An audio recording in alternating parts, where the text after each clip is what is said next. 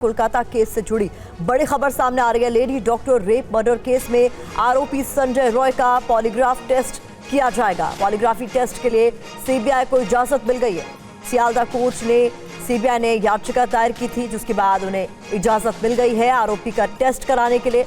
आपको बता दें, इससे पहले आरोपी का साइको एनालिसिस टेस्ट हो चुका है और अब पॉलीग्राफी टेस्ट की अनुमति भी कोर्ट से मिल चुकी है। ऐसे में सीबीआई के लिए एक बड़ा कदम हो सकता है कई सारे सवालों का जवाब मिल जाए। जितेंद्र शर्मा हमारे सहयोगी फोन लाइन पर ज्यादा जानकारी के साथ जुड़ गए हैं। जितेंद्र, कोर्ट से इजाजत मिल चुकी है, ऐसे में कोशिश सीबीआई की रहेगी कि इस पूरे मामले की जो तफ्तीश है उसे और आगे बढ़ाया जा सके और सच सामने आ सके। जी बिल्कुल, देखिए सीबीआई लगातार पूछताछ कर रही है आरोपी संजय राय से। इसके अलावा अब तक सीबीआई सूत्रों का कहना है कि संजय राय को स्पष्ट जवाब सीबीआई को नहीं दे रहा है। साइकोलॉजिकल टेस्ट किया गया, यही वजह थी संजय राय का, लेकिन तब भी सीबीआई को कोई कहे ठोस आधार या फिर कहे ठोस वजह अभी तक नहीं बता पाया। इसके अलावा किसी कंक्लूजन पर अभी तक सीबीआई की जांच नहीं पहुंची है। क्या आप अभी भी माता पिता बनने का सपना देख रहे हैं? अपोलो फर्टिलिटी के साथ अपने माता पिता बनने का सपना पूरा करें। मुफ्त परामर्श के लिए 9953440671 पर कॉल करें। यही वजह है कि अब सीबीआई पॉलीग्राफी टेस्ट करना चाहती, क्योंकि सीबीआई को कहीं ना कहीं ये साफ है कि संजय राय बेहद शातिर है या फिर वो दिमागी रूप से कमजोर है। तो दोनों चीजों को लेकर वो उसका पॉलीग्राफी टेस्ट कराना चाहते हैं और उसके बाद ही इस पूरे मामले की तफ्तीश को आगे बढ़ाया जा सकेगा। जी बहुत शुक्रिया इस तमाम जानकारी के लिए। तो पॉलीग्राफी टेस्ट अब हो सकेगा। सीबीआई को इसकी इजाजत मिल चुकी है कोलकाता मामले में। Kolkata lady doctor rape murder case को लेकर देश भर के डॉक्टर हड़ताल पर हैं। आज दिल्ली में रेजिडेंट डॉक्टरों ने स्वास्थ्य सचिव से मुलाकात की थी।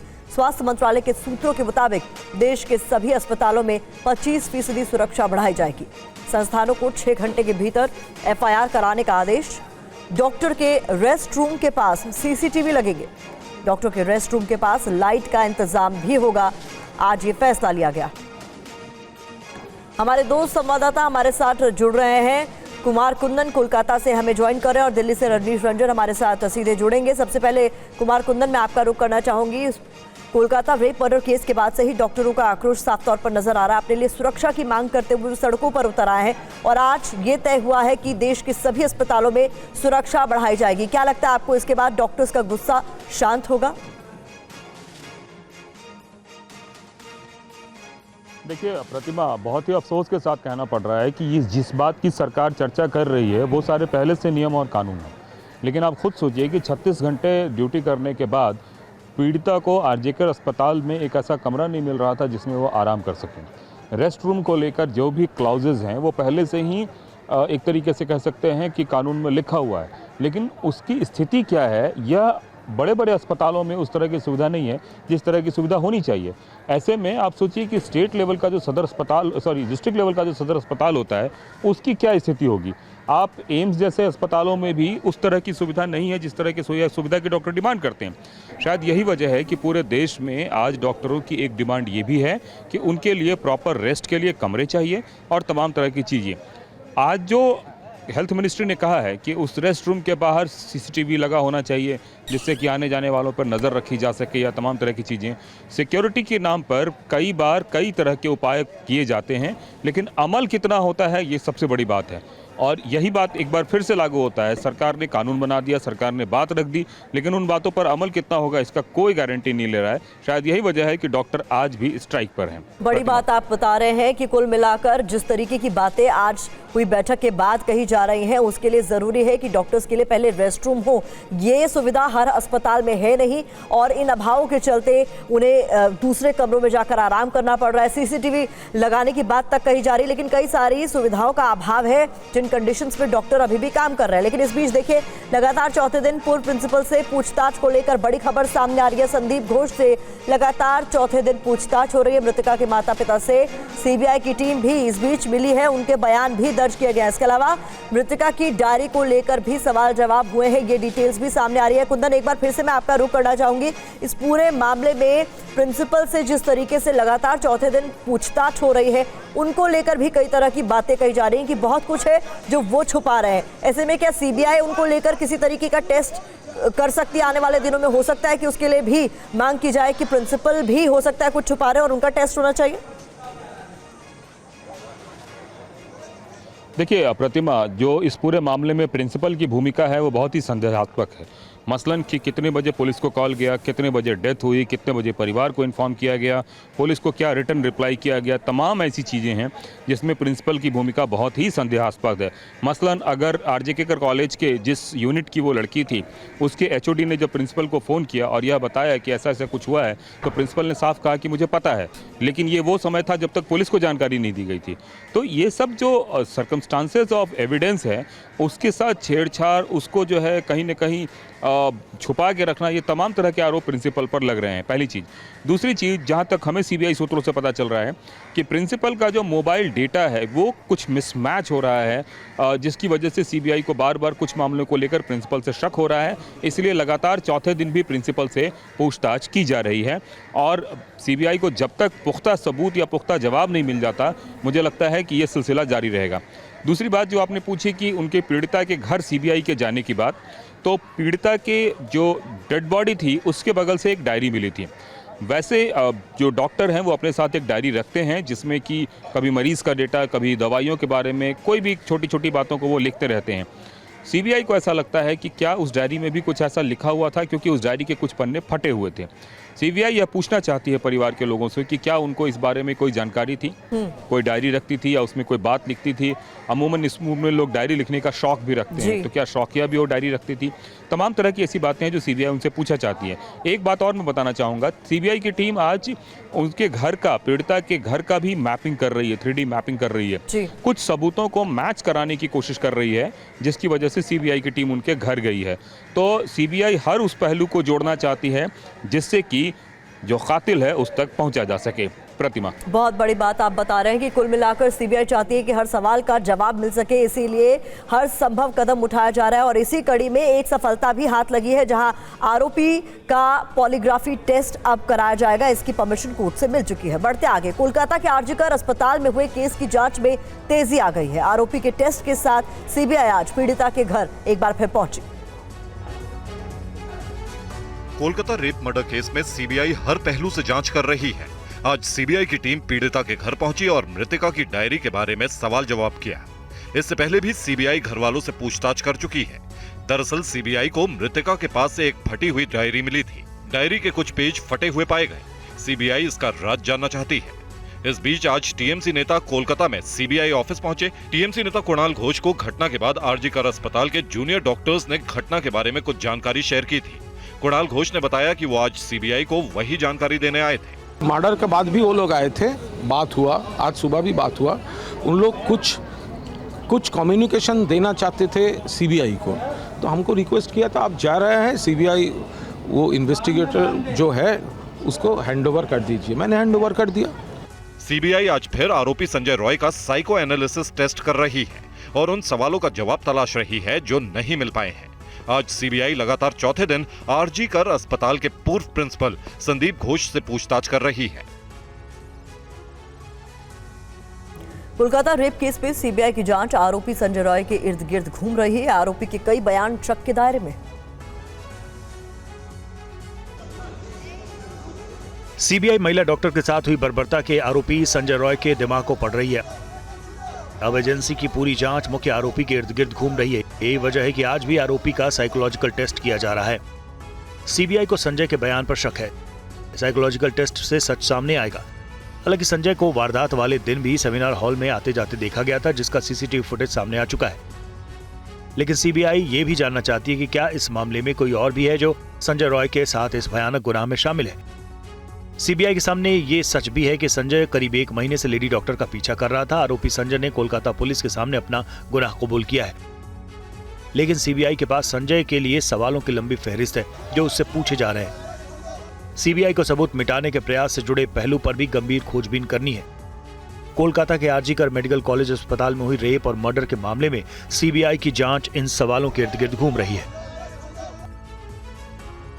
इधर कोलकाता केस में पीड़ित परिवार के वकील का ममता सरकार पर बड़ा आरोप सामने आया है। पीड़िता के माता पिता को पैसा देने की कोशिश हुई। संदीप घोष की भूमिका संदिग्ध है, ये बड़ी बात वकील की ओर से कही गई है। बर्बरता के पीछे एक आदमी का हाथ नहीं, पीड़िता के वकील कह रहे हैं। आरोपी टीएमसी का कार्यकर्ता। चीफ मिनिस्टर भी कोशिश किया उनका घर पहुंचकर उनका पैसा का लालच दिखाने का। ये कोई डेमोक्रेटिक तरीका नहीं है। और बंगाल में हम देख रहे हैं 2011 के बाद जब भी ममता बनर्जी चीफ मिनिस्टर और पुलिस मिनिस्टर हुआ है, ये बिल्कुल गुंडा राज हो गए, पुलिस राज बन गए। ये संविधान के आधार पर ऐसे गुंडा राज पुलिस राज ये तो सही नहीं है ना। इसका खिलाफ हमको आवाज़ उठाना पड़ेगा। हम आवाज़ उठा रहे हैं। शमशान के कर्मचारी ने भी TV9 से बात करते हुए कहा कि उस दिन 3 लाशें थीं और पुलिस आई और उन्होंने कहा कि जल्दी से पहले इसको क्रीमेट करो। तो आपको लग रहा है कि ये सब दबाने और मुहिम एविडेंस को हटाने की मुहिम थी? हो सकता है। इतना जल्दी क्या, इतना हड़बड़ाहट क्या था? धीरे कर सकते हैं। जहाँ पर अस्पताल, स्टूडेंट्स, इंटर्न, सब डॉक्टर है, सब इसका खिलाफ था। उन्हें रुचि हुई थी। उनका ये जो डिमॉन्स्ट्रेशन आने वाला है ये उनको पता चला, इसीलिए जो भी करना है जल्दी करो, जल्दी करो। इधर पीड़िता के वकील ने कोलकाता पुलिस की जांच पर भी सवाल उठाए हैं। वकील ने कहा है कि डॉक्टर के मुताबिक इस केस में 1 से ज्यादा संदिग्ध हो सकते हैं। नहीं, हत्याकांड हुआ है सरकारी अस्पताल में। एक सरकारी डॉक्टर को वैसे खून किया है, एक कत्ल हुआ है। इसका जो इन्वेस्टिगेशन होना चाहिए था हुआ नहीं, इसीलिए तो अदालत पर हम गए हैं। कोलकाता हाई कोर्ट ने उनको CBI को ये सौंपा है इन्वेस्टिगेशन लेके। अब इंतज़ार में है CBI क्या करते हैं। जिस तरीके से इन्वेस्टिगेशन हुआ है, आपको लगता है कि पुलिस ने कई सारे पहलुओं को छोड़ते हुए इन्वेस्टिगेट किया जो उनको करना चाहिए था समय से? ये तो हाई कोर्ट ने मान लिया कि कलकत्ता पुलिस जिस ढंग से इन्वेस्टिगेशन कर रहा है ये सही नहीं है, इसीलिए तो इनको इन्वेस्टिगेशन सौंपा है CBI को ऊपर। अगर CBI क्या इन्वेस्टिगेशन करे, कैसे करे, ये तो उनका जिम्मेदारी है, उनका एक्सपर्टीज़ है। तो हम उनके रिपोर्ट के लिए इंतज़ार में हैं। 21 तारीख को हाई कोर्ट में रिपोर्ट दाखिल करेंगे, तब हम बता सकते हैं क्या होगा। पीड़िता के पिता ने एक आरोप लगाया है कि बहुत जल्दबाजी में उनका क्रीमेशन भी कर दिया गया। ऐसा लग रहा था जैसे कि एविडेंस छुपाने की कोई कवायद है। देखिए, पीड़िता की बाबा माँ दोनों खूब दुखी है। जिस ढंग से उनके साथ व्यवहार किया है सरकारी अस्पताल अथॉरिटी ने, पुलिस ने, ये सही नहीं था। TV9 भारतवर्ष से बातचीत पे कोलकाता के पानीहाटी शमशान के मैनेजर ने बड़ा खुलासा किया है। मैनेजर ने दावा किया है कि पुलिस के दबाव में लेडी डॉक्टर का शव जल्दबाजी में जलाया गया। इतना गाड़ी भी हो गया, इलाका कंजेस्टेड हो गया, इसलिए बोला थोड़ा जल्दी करने के लिए। तो उसका मामा पापा भी कुछ नहीं बोला, हम लोग को आके कुछ नहीं बोला जो नहीं हम लोग को लाइन में ही दो, ऐसा कुछ नहीं हम लोग को बोला है। तो इसलिए यहाँ नहीं था, हम लोग को पास आके कुछ नहीं बोला था। नहीं मतलब यहाँ पे थे? हाँ, यहाँ आके उसका मामी तो था, अस्थि भी विसर्जन किया है, उसका मामी भी था इधर, हम देखा है। और जल्दी जितना जल्दी रिलीज हो सकता है, इलाका इतना कंजेस्टेड हो गया। फादर और मदर जो हाँ अभी तो सुन रहे, हाँ उठा जल्दी कर दिया है। हाँ आज बोला है, क्योंकि उस दिन कुछ नहीं बोला था। उस दिन बोलने से जल्दी करने के लिए क्या कोलकाता पुलिस ने कहा था? मतलब हाँ पुलिस बोला था अभी जो बॉडी आएगा तो हम लोग को बॉडी है जो हमको बोला है, तुमको तो मालूम है अर्जीगर का घटना, हम हाँ मालूम तो TV में देख रहे हैं तो मालूम तो होगा ही। प्लस देखो जितना जल्दी हो सके इतना रिलीज करो, क्या कि इतना पुलिस कंजेस्टेड होता है। शमशान घाट के कर्मचारी राजकुमार का TV9 पर बड़ा दावा, शव के कान का हिस्सा गायब था। मृतिका के सिर पर चोट के निशान थे, इसका भी दावा कर्मचारी ने किया। सिर पर नाखूनों के जख्म थे। उस दिन क्या देखा था आपने? देखा बहन आया, उसको टॉर्चर किया। मुझे बोला कान है तो पोस्टमार्टम जो होता है पूरा लपेट के सबक पर गए, कान है देख रहा है। ब्राह्मण को बोला और ब्राह्मण छोटा टाइप वो नहीं, हम गया नहीं, कान ही नहीं, कान नहीं थी लड़की की? नहीं। अच्छा, और बॉडी में बहुत सारे इंजरी मार्क्स था इस तरह, बहुत सारे इंजरी मार्क्स था। कहाँ इंजरी मार्क्स था आपने देखा? पूरा पोस्टमार्टम जो होता है वो पूरा तो ढक्कन खाली देखा, कान खुला था और कान नहीं है और नाखून का था, बहुत सारा नाखून का था। हाँ। और बाकी बॉडी देखने को आपको नहीं मिला था ना? वो नहीं देख नहीं, सकते ना? पोस्टमार्टम बॉडी नहीं है हमसे। पीड़िता के शव को जल्दबाजी में जलाने का आरोप लगने के बाद बीजेपी टीएमसी पर हमलावर है। वहीं टीएमसी ने दावा किया है कि ममता सरकार ने किसी भी मामले में जल्दबाजी नहीं की। कोलकाता रेप मर्डर कांड की पीड़िता के पिता ने आरोप लगाया कि बेटी का अंतिम संस्कार जल्दबाजी में किया गया, जिसके बाद बीजेपी ने ममता सरकार पर सबूत मिटाने का आरोप लगाया। आखिरकार जिसका हमें शक था वही साबित हुआ सच। किस प्रकार से ममता बनर्जी की सरकार सबूत मिटाओ, सच को दबाओ, बलात्कारी बचाओ और बेटी को न्याय मत दिलवाओ कर रही थी। माता पिता ने बताया कि किस प्रकार से न्याय के रास्ते में ममता बनर्जी की सरकार खड़ी रही। जल्दबाजी में शव जलाने के सवाल पर टीएमसी ने सरकार का बचाव किया। टीएमसी नेता कुणाल घोष ने कहा कि सरकार ने कहीं भी लापरवाही नहीं की है। ममता बनर्जी जो पहले दिन विदिन 12 आवर्स अरेस्ट कर लिया था, विदिन 12 आवर्स अरेस्ट कर लिया था। फास्ट ट्रैक कोर्ट में वो ट्रायल होगा, फांसी का सजा मांगा। ममता दीदी जो जो करना था कर दिया और सीबीआई में कोई इतराज उनका नहीं था। सीबीआई हो गया है, अभी जस्टिस तो सीबीआई को देना पड़ेगा। इधर कोलकाता दरिंदगी को लेकर सीएम ममता पर बीजेपी हमलावर है। बीजेपी ने ममता बनर्जी के इस्तीफे की मांग की है। ममता बनर्जी को इस्तीफा दे देना चाहिए, बीजेपी का कहना। रेप मर्डर मामले का सच छिपाया जा रहा है। ममता सरकार सबूत को नष्ट करने में जुटी हुई। पश्चिम बंगाल की वो मुख्यमंत्री हैं जिनके पास गृह मंत्रालय भी है और उसके साथ ही स्वास्थ्य मंत्रालय भी है। और आज ये प्रेस वार्ता का मुख्य मकसद ये है इंसाफ, इस्तीफा और इकबाल। इंसाफ मिलेगा जो हमारी बहन है जिसके साथ जघन्य अपराध हुआ, बलात्कार हुआ और हत्या कर दी गई, उसके परिवार को इस्तीफा देना चाहिए ममता बनर्जी को। तो एक तरफ ममता बनर्जी हैं जिनका नाम अब निर्ममता बनर्जी रखा हुआ है सबने, ये अपराधियों के साथ खड़ी हो सकती हैं। कोलकाता रेप मर्डर केस में जल्द इंसाफ देने की मांग जोर पकड़ रही है। कोलकाता में डॉक्टरों के साथ वकीलों ने भी प्रदर्शन किया। दिल्ली में डॉक्टरों ने विरोध का नया तरीका इजाद किया। कोलकाता से लेकर दिल्ली तक डॉक्टरों ने अपनी सुरक्षा की मांग को लेकर प्रदर्शन किया।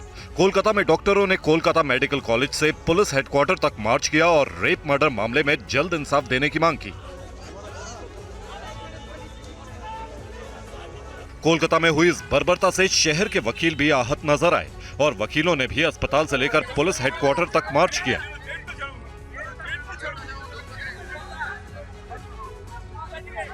दिल्ली में आज एम्स, आरएमएल, सफदरजंग अस्पताल और मौलाना आजाद अस्पताल के रेजिडेंट डॉक्टरों ने आज से स्वास्थ्य मंत्रालय के सामने ही ओपीडी सेवा की शुरुआत कर दी। ये लोग डॉक्टरों की सुरक्षा से जुड़ा कानून जल्द से जल्द लागू करने की मांग कर रहे हैं। इमरजेंसी ड्यूटीज हमारी ऑलरेडी हॉस्पिटल में चल रही है अभी भी, बट ओपीडी सर्विसेज यहाँ ताकि गवर्नमेंट को दिख सके, जो मिनिस्टर्स यहाँ बैठ रहे हेल्थ मिनिस्टर में उनको पता लग सके कि हम प्रोटेस्ट कर सके। यहाँ पर तो नहीं, हमारे तो आरएमएल हॉस्पिटल में तो इलेक्टिव ओटीज बंद है, इलेक्टिव ओपीडीज बंद है, बाकी इमरजेंसी सारी सर्विसेज चालू है।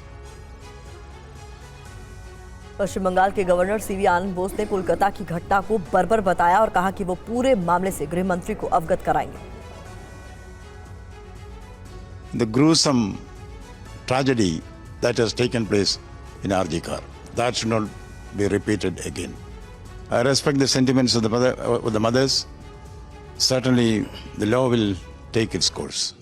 See, my communication with the Home Minister and the union ministers, I do not want to discuss the details in public.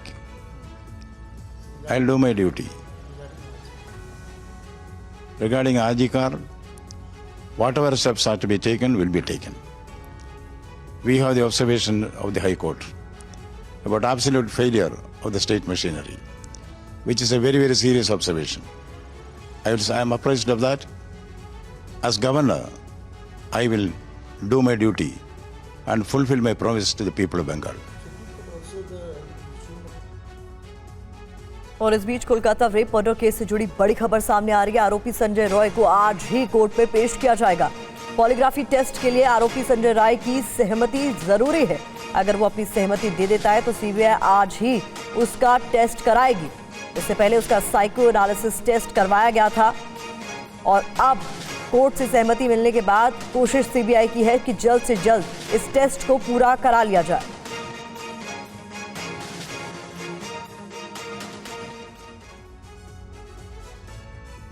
Monkey pox को लेकर सरकार एक्शन में है। बड़ी खबर आपको बता दें, एयरपोर्ट पर अफसरों को अलर्ट कर दिया गया है। दिल्ली में 3 नोडल अस्पताल बनाए गए हैं। Lady Hardinge, RML, Safdarjung nodal अस्पताल बनाए गए हैं। मंकी पॉक्स जिस तरीके से फैल रहा है उसके बाद अस्पतालों में स्पेशल वार्ड और बेड भी तैयार किए जा रहे हैं। ज्यादा जानकारी के साथ हमारे संवाददाता रजनीश रंजन जुड़ रहे हैं। रजनीश, इस मामले में और क्या कुछ जानकारी आपके पास?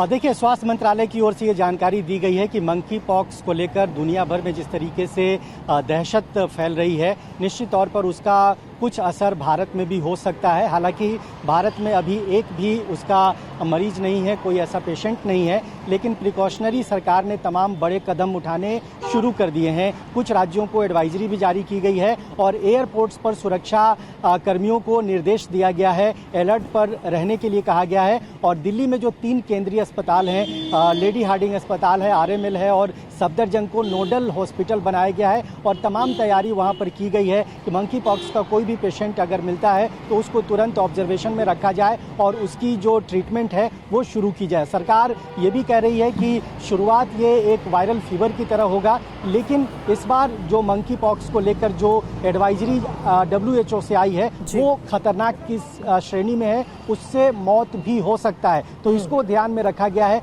लेकिन अच्छी बात यह है कि भारत और उसके पड़ोस में किसी भी देश में अभी मंकी पॉक्स का कोई भी एक्टिव मरीज सामने नहीं आया है, लेकिन अगर इस तरह की स्थिति आती है तो उसकी पूरी तैयारी की जाएगी और हर रोज उसको लेकर समीक्षा भी हो रही है। ये जानकारी स्वास्थ्य मंत्रालय की ओर से दी गई। जी, बहुत शुक्रिया इस तमाम जानकारी के लिए रजनीश। आप लगातार नजर बनाए रखें। बढ़ते आगे, राजस्थान के चुरू में छेड़छाड़ से परेशान नर्स ने जहर खा लिया। इस मामले में इमरजेंसी इंचार्ज के खिलाफ FIR दर्ज हुई, मगर गिरफ्तारी नहीं होने से स्थानीय लोगों में गुस्सा। मान्य धारा पर विश्वास है। चुरू में नर्स के जहर खाने के मामले ने तूल पकड़ लिया है। आज इस मामले में सर्व समाज ने पुलिस को ज्ञापन सौंपा और आरोपी सुभाष सिहाग को जल्द से जल्द गिरफ्तार करने की मांग की। पुलिस ने तफ्तीश लगभग पूर्ण है और मुलजिम की गिरफ्तारी के हर संभव प्रयास किए जा रहे हैं। उसके गाँव में राजपुरा में भी हमने दबिश दी है, उसका जो चुरू में मकान है उसमें भी दबिश दी है। प्रयास है कि जल्दी ही मुलजिम गिरफ्तार कर लिया जाए। नर्स द्वारा छेड़छाड़ के बाद जहर खाने के मामले को सर्व समाज ने बेहद गंभीर बताया और चेतावनी देते हुए कहा कि इस मामले में ठोस कार्रवाई नहीं हुई तो बड़ा आंदोलन होगा। डिप्टी साहब ने ये कहा कि अगर चाह तो आज शाम तक हम उनको गिरफ्तार कर लेंगे। हमारी पहली मांग यही है कि मुलजिम को गिरफ्तार किया जाए, तो डिप्टी साहब ने टीम भी गठित की है। चुरू के सरकारी अस्पताल में जनरल असिस्टेंट की ट्रेनिंग करने वाली 20 साल की ट्रेनी नर्स इमरजेंसी वार्ड के इंचार्ज सुभाष सिहाग से परेशान थी। ट्रेनी नर्स ने बताया कि सुभाष सिहाग उसे जाति सूचक गाली देकर परेशान करता था। इसी से परेशान होकर उसने शनिवार की शाम घर में जहर खा लिया, जिससे उसकी तबीयत बिगड़ गई और अब इस पीड़ित नर्स का ICU में इलाज चल रहा है। खबर बिहार से है, जहां मदरसों के सिलेबस को लेकर एक बार फिर सवाल उठा है। गैर मुस्लिमों के खिलाफ नफरत फैलाने के आरोप लगाए गए हैं, तो माध्यमिक शिक्षा विभाग ने इन आरोपों को सिरे से खारिज कर दिया। 60 सेकंड में देखिए पूरी खबर। बिहार के मदरसों पर गंभीर सवाल उठा है। राष्ट्रीय बाल अधिकार संरक्षण आयोग के अध्यक्ष प्रियंका कानूनगो ने दावा किया है कि बिहार के मदरसों में हिंदू बच्चों ने भी दाखिला लिया हुआ है। सरकारी फंडिंग से चलने वाले इन मदरसों में तालीमुल इस्लाम समेत कुछ अन्य मजहबी किताबें पढ़ाई जा रही हैं। इन किताबों में नफरती और कट्टरपंथी सोच वाले कुछ पन्ने हैं, तो दावा किया गया है कि ऐसी किताबें पाकिस्तान में छपवाई जाती हैं। जिस किताब के संबंध में पाकिस्तानी किताब कहा जा रहा है वह तालीमुल इस्लाम है। इसके जो लेखक हैं वो हजरत अल्लामा मुफ्ती आजम किफायतुल्लाह रहमतुल्लाह अलैह है। दूसरी तरफ बिहार माध्यमिक शिक्षा विभाग के उप निदेशक अब्दुस सलाम अंसारी ने इन सभी आरोपों को खारिज कर दिया। इस विवाद पर RJD प्रवक्ता मृत्युंजय तिवारी ने कहा कि सभी आरोप बीजेपी के इशारे पर लगाए गए हैं। बीजेपी धर्म के नाम पर नफरत फैलाने का काम करती है, चाहे विश्वविद्यालय हो, चाहे मदरसा हो, चाहे विद्यालय हो। तो इस तरह से अगर जहर बोने का काम कोई करता है तो उसके खिलाफ समाज के लोगों को आगे आना चाहिए। एनसीएल के निदेशक और पीएस के आवास पर सीबीआई के छापे से हड़कंप मचा हुआ है। इस मामले में गिरफ्तार किए गए तीनों आरोपियों को रिमांड पर भेज दिया गया। 500 के नोटों की गड्डियां, नोटों का अंबार, एक साथ 4 करोड़ से ज्यादा की भारी भरकम रकम। तस्वीरें मध्य प्रदेश के सिंगरौली में हुई सीबीआई छापेमारी की है। एनसीएल अधिकारियों के ठिकाने पर सीबीआई की टीम ने बड़ी कार्रवाई की। सीएमडी के पीए से 4 करोड़ रुपए कैश बरामद किए गए तो ठेकेदार के यहां से 10 लाख रुपए की नकदी मिली है। सूत्रों के मुताबिक इस मामले में सीबीआई ने सीएमडी के पीए सूबेदार ओझा, सप्लायर रविशंकर सिंह और एनसीएल के सुरक्षा अधिकारी बीके सिंह को गिरफ्तार किया है। इन तीनों आरोपियों को आज बैठन जिला कोर्ट में पेश किया गया। कोर्ट ने तीनों आरोपियों को रिमांड पर भेज दिया है। एनसीएल में सीबीआई की इस कार्रवाई से हड़कंप मचा है। इस मामले में 25 से ज्यादा जगहों पर सीबीआई की रेड चल रही है। इस छापेमारी में सीएमडी और चीफ विजिलेंस ऑफिसर समेत कई लोगों के खिलाफ कार्रवाई हुई है। इससे पहले शनिवार को इनके घर पर हुई तलाशी के दौरान 3 करोड़ 85 लाख रुपए नकद बरामद हुए थे। ये रकम कथित तौर पर एनसीएल सिंगरौली कई ठेकेदारों और अधिकारियों से फायदे के बदले में इकट्ठा की गई थी। इस मामले में बिचौलियों पर भी शिकंजा कस गया है। उपेंद्र कुशवाहा बिहार में एनडीए के राज्यसभा उम्मीदवार होंगे। 21 अगस्त को कुशवाहा नामांकन करेंगे। एनडीए उम्मीदवार के रूप में उपेंद्र कुशवाहा को राज्यसभा भेजे जाने की तैयारी कर ली गई है। काराकाट सीट से इसी साल एनडीए प्रत्याशी के तौर पर चुनाव लड़ने वाले कुशवाहा को लेफ्ट के राजा राम सिंह ने शिकस्त दे दी थी। इसी सीट से भोजपुरी गायक और अभिनेता पवन सिंह ने भी निर्दलीय उम्मीदवार के रूप में चुनाव लड़ा था। बताया जा रहा है कि हार के बाद से कुशवाहा एनडीए में खुश नहीं थे। ऐसे में चर्चा है कि उनकी नाराजगी दूर करने के लिए ही एनडीए ने उनको राज्यसभा भेजने का फैसला किया है। आरजेडी की मीसा भारती और बीजेपी के विवेक ठाकुर के लोकसभा में जाने से बिहार की 2 लोकसभा सीट खाली हुई थी। इनमें से एक पर उपेंद्र कुशवाहा का नाम तय हो गया, जबकि दूसरे पर मंथन अभी जारी है। बताया जा रहा है कि शहनवाज हुसैन और आरके सिंह भी इस दौड़ में शामिल हैं। उपेंद्र कुशवाहा कई बार जेडीयू और एनडीए में शामिल हुए और कुछ समय बाद इससे अलग हो गए। कई बार अपनी पार्टी भी बनाई। 2014 के लोकसभा चुनाव में एनडीए का हिस्सा बने, काराकाट सीट से जीत दर्ज की और मोदी सरकार में मानव संसाधन विकास राज्य मंत्री बनाए गए। लेकिन 2018 में एनडीए छोड़ दी। 6 साल बाद 2024 चुनाव से ठीक पहले एक बार फिर एनडीए में शामिल हो गए। महाराष्ट्र विधानसभा चुनाव से पहले कांग्रेस को बड़ा झटका लगा है। कांग्रेस विधायक जिशान सिद्दीकी अब अजीत पवार के एनसीपी में शामिल हो सकते हैं। पूरी रिपोर्ट देखिए। तस्वीरें मुंबई के बांद्रा वेस्ट में हुई अजित पवार की जन सम्मान यात्रा की हैं। इस रैली में अजित पवार के साथ कांग्रेस विधायक जिशान सिद्दीकी भी दिखाई दिए। जन सम्मान यात्रा के दौरान दोनों नेता जीप पर एक साथ नजर आए। तो आज मुंबई में हुई अजित पवार की जन सम्मान यात्रा में भी अजित पवार और जिशान सिद्दीकी के पोस्टर एक साथ देखे गए। ऐसे में साफ है कि मुंबई के बांद्रा वेस्ट से कांग्रेस विधायक जिशान सिद्दीकी बागी हो चुके हैं। जिशान का एनसीपी में जाना लगभग तय है, तो उन्होंने खुद भी अजित पवार के साथ जाने के संकेत दिए। जी दादा हमारे महाराष्ट्र राज्य के उप मुख्यमंत्री साहब हैं, हजारों बहना उनके लिए रुकी है, उनका स्वागत करने के लिए मेरे मतदार पर ज्वाइन की बात नहीं है, मैं स्थानीय आमदार हूँ, ये मेरे उप मुख्यमंत्री साहब हैं और गर्व की बात है कि आज वो मेरे मतदार संघ। विधायक जिशान के पिता बाबा सिद्दीकी पहले ही कांग्रेस छोड़कर अजित पवार का समर्थन कर चुके हैं। बाबा सिद्दीकी 40 साल तक कांग्रेस के साथ रहे। फरवरी में उन्होंने पाला बदल लिया था और अजित पवार के नेतृत्व में आस्था जताई थी। सिद्दीकी परिवार का महाराष्ट्र की राजनीति में अच्छा खासा असर है। इससे कांग्रेस को आने वाले विधानसभा चुनाव में कुछ सीटों पर नुकसान हो सकता है। और जम्मू कश्मीर विधानसभा चुनाव के लिए बीजेपी खेमे से बड़ी खबर सामने आ रही है। घाटी में बीजेपी 25 उम्मीदवार उतारेगी। सोर्सेज ऐसा बता रहे 22 सीटों पर सहयोगियों को टिकट संभव है। तो सूत्रों के हवाले से ये बड़ी खबर। जम्मू कश्मीर चुनाव को लेकर कुछ कश्मीरी पंडितों को भी टिकट दिया जा सकता है, इसकी संभावना है। जम्मू कश्मीर विधानसभा चुनाव के लिए बीजेपी ने उम्मीदवारों की स्क्रीनिंग शुरू कर दी है। केंद्रीय मंत्री और जम्मू कश्मीर चुनाव के प्रभारी जी किशन रेड्डी से TV9 भारतवर्ष ने एक्सक्लूसिव बातचीत की। साहब अब क्योंकि चुनाव के अंदर जा रहे हैं, हम किस तरीके से तैयारी है? भारतीय जनता पार्टी जम्मू कश्मीर प्रदेश के तरफ से पूरा हम तैयार है।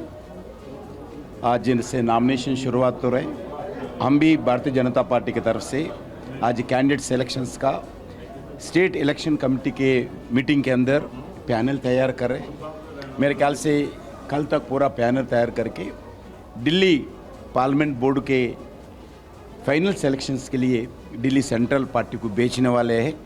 और मेरे को पूरा विश्वास है इस आने वाले चुनाव में भारतीय जनता पार्टी परिवारवाद को हराएंगे, भ्रष्टाचार को हराएंगे। भारतीय जनता पार्टी आने वाले दिन में ज़रूर एक बड़ा पार्टी के नाते उभर के आएंगे और जम्मू कश्मीर में जो भी सरकार आएगा भारतीय जनता पार्टी के अलावा दूसरा सरकार नहीं आ सकता है।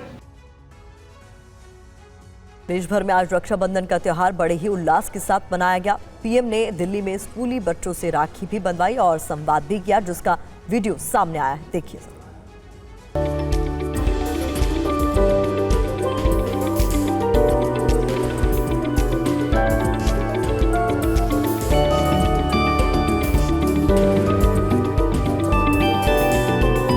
आज मैं पहली बार मोदी जी से मिल रही हूँ और मैं उनको लाइव सामने देखूंगी, अपने हाथों से राखी बांधूंगी उन्हें। मुझे बहुत खुशी हो रही है।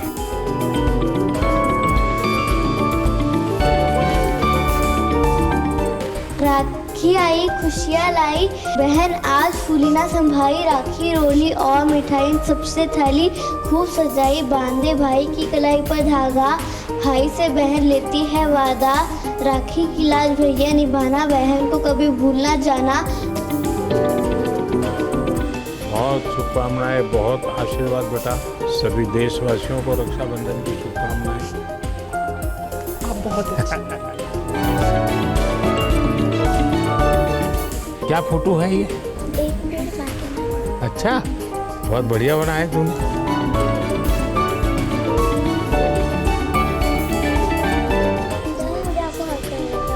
आओ बेटा।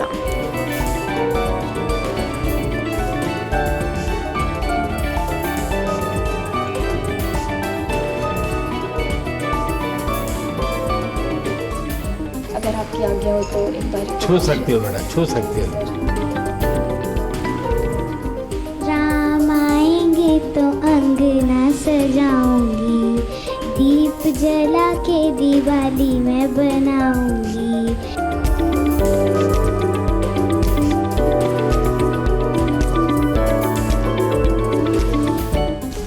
एक और दे सकते, मेरी बहनों को भी चाहिए। अच्छा, मंदिर जाते हैं ना, प्रसाद लेते हैं तो बोलते हैं ये मेरे भाई के लिए भी दे दो।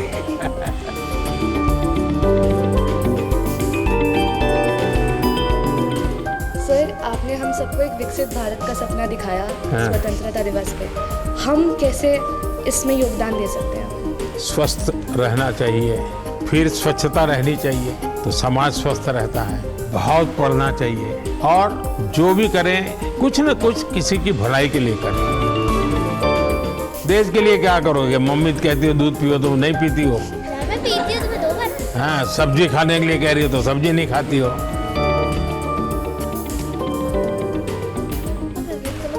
कौन सा? आज तुमने ये पहना तो आज मेरा ये फेवरेट कलर।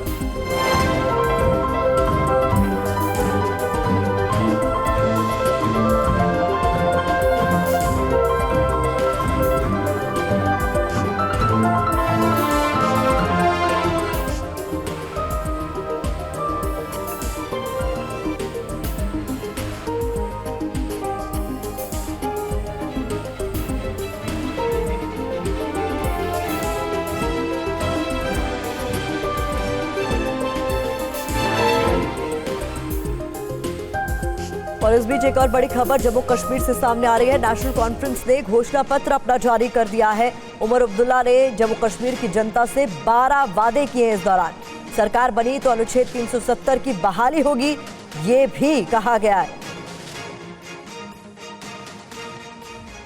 नेशनल कॉन्फ्रेंस के नेता उमर अब्दुल्ला ने आज एक संवाद सम्मेलन में विधानसभा चुनाव के लिए 12 गारंटियों का ऐलान किया। इन गारंटियों में राजनीतिक और कानूनी स्टेटस को बहाल करना, पीएसए को हटाना, जमीन की सुरक्षा, धारा 370 बहाली और भारत पाकिस्तान के बीच वार्ता को बढ़ावा देना शामिल है। इसके अलावा सभी राजनीतिक कैदियों की रिहाई, बर्खास्त किए गए कर्मचारियों को बहाल करना भी शामिल हैं। सुप्रीम कोर्ट का ऐसा फैसला नहीं आया था जिसमें उन्होंने 370 को अपहोल्ड किया था ना। तो अगर इससे पहले 3 बार सुप्रीम कोर्ट के तरफ से 370 को अपहोल्ड किया जा सकता है और उसके बाद इस फैसले से वो 3 फैसले बदल गए, क्या हम ये उम्मीद नहीं कर सकते हैं कि कल को ऐसे हालात बनेंगे जबकि सुप्रीम कोर्ट का ये फैसला जो है आने वाला कोई सुप्रीम कोर्ट उसको चेंज करे? अगर 3 फैसले के बाद भी बीजेपी ने हार नहीं मानी तो क्या हम एक फैसले के बाद हार मानेंगे? और अब आपको महाराष्ट्र के पुणे में बारिश से आई मुश्किलों का मंजर दिखाते हैं। कई कॉलोनियां ऐसी हैं जहां 2 से 3 फीट तक पानी भरा हुआ है, तो रेलवे स्टेशन से लेकर एयरपोर्ट तक के रूट पर भी बाढ़ जैसे हालात बने हुए हैं।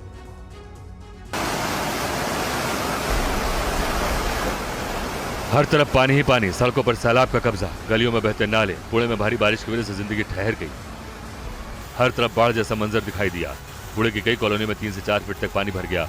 सैलाब की वजह से कई बाइक भी कबाड़ बन गई। अब पुणे रेलवे स्टेशन के बाहर की तस्वीरों को देखिए। रेलवे स्टेशन के एंट्रेंस और एग्जिट पॉइंट पर पानी भरने से यात्रियों को खासी परेशानी हुई। इस रास्ते में घुटनों तक पानी भरा। ऐसा मंजर एयरपोर्ट वाले रूट पर भी देखा गया।